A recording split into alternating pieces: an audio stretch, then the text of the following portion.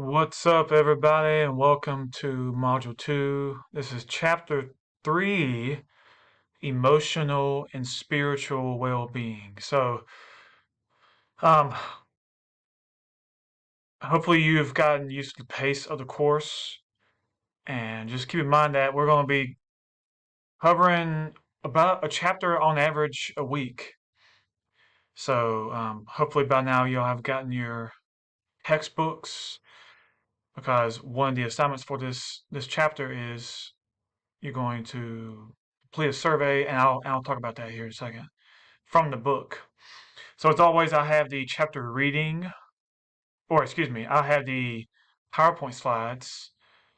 And you just open it up, and here is the PowerPoint slides for chapter 3, emotional and spiritual well-being. You'll need to know the different aspects of emotional and psychological health. You've got well-being, subjective well-being, psychological, emotional. Make sure you know the difference between emotional health and mental health. All right, that's going to be important for your tests. You've got different types of positive psychology. So you got positive psychology, it focuses on the role of optimism. Positive psychiatry. All right, and then you got self-esteem. I'm sure y'all have heard of self-esteem, but self-esteem is how well you believe in yourself. How confident are you in yourself? Self-compassion. You understand that you're not perfect and that we all make mistakes. And you got emotional intelligence. I'm sure y'all have heard of someone's IQ. Well, emotional quotient, EQ, is a measurement of your emotional intelligence, ability to monitor and use emotions to guide thinking and behavior. So, how well is your emotional quotient? How well is your emotional intelligence? And you got this pyramid, it's called Maslow's pyramid. And what it's saying is that you need to have access to your basic physiological needs, access to water, food, shelter, sleep, before you can progress to each level. Once you have those basic physiological needs, then you can advance to focusing on your ability, your safety and security, and then love and affection, self-esteem, and self-actualization. Make sure you all know that term, self-actualization. It's you've reached your full potential as a human being. How well have you reached, or have you reached your full potential? Um, okay, and we talk about happiness. Everybody wants to be happy, whether it's with their job, their relationships, their kids, their family, um, their health, their physical health. So, and that understand that there is a genetic component to your happiness, and you will read more about that in the textbook. You'll know the difference between optimism and pessimism. I'm sure y'all have heard of the phrase, "Are you a glass half empty person, or do you see the glass half full?" Optimism is glass half full. There's more room to grow. Pessimism, glass half empty. Optimism, you see the good in any kind of outcome. You have positive outcome in anything. Pessimism is the exact opposite. You always see the bad, more so than the good, than the positives. All right. Um, Make sure you all know what mood is, sustained emotional state. Um, okay, and then we talk about spiritual health because it's emotional and spiritual well-being, the name of the chapter. Spiritual health, and we've talked about that from the first chapter. different dimensions of health. Um, and yeah, just make sure y'all cover all these. Y'all read through the PowerPoint slides, enrich your spiritual life. Make sure you all know these seven steps to enrich your spiritual life.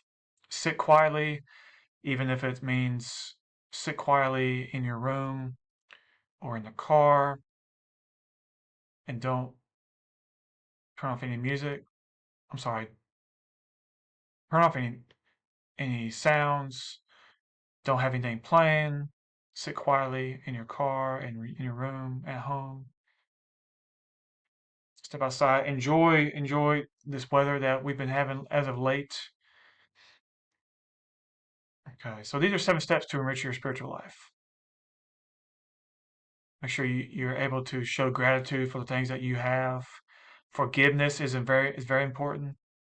You don't hold on to anything, any grudges or anything towards anything or anybody. You let go, and that's important to to enhancing your spiritual life. And then we talk about sleep and health and different sleep disorders, breathing disorders. Okay, so that's it, y'all. And let me go over the assignments real quick. All right, so you got through Friday. You're going to just talk about your affirmation statement. So, 2 quotes that you like to live by.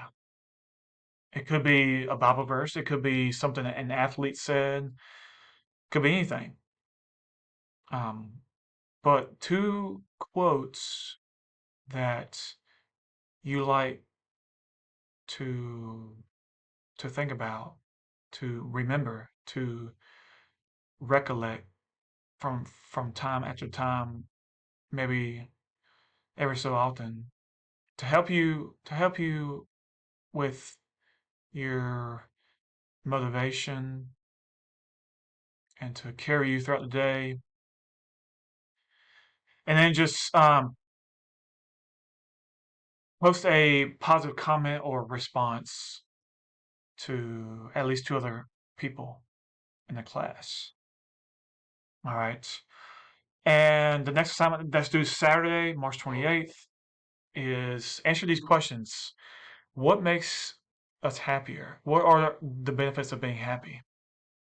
What brings you joy and happiness in your life? So dive into those questions, answer those questions in a paragraph of at least 200 words. That's due Saturday.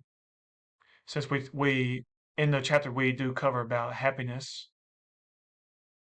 And as I mentioned earlier, you only need your textbook to complete this assignment. There's a survey on page 79 to 80 in the textbook, and I want you to complete that survey, and you should come up with a final score. And I want you to answer these questions. Did the results from the survey surprise you?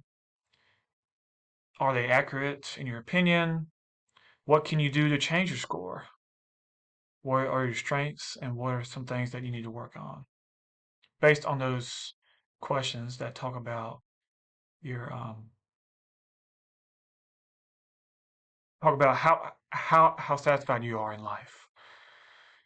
So that's due Sunday, and then you have your test. It's gonna open up just like this week. It opens up on Monday, the 30th, and it will close on Tuesday, the 31st. All right, and response is required for this test.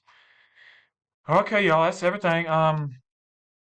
As always, if y'all have questions about the material, PowerPoint slides, anything, please let me know. I'll be happy to help you.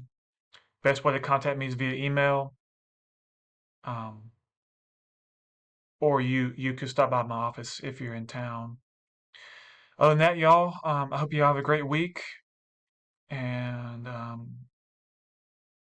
I will talk to you all soon.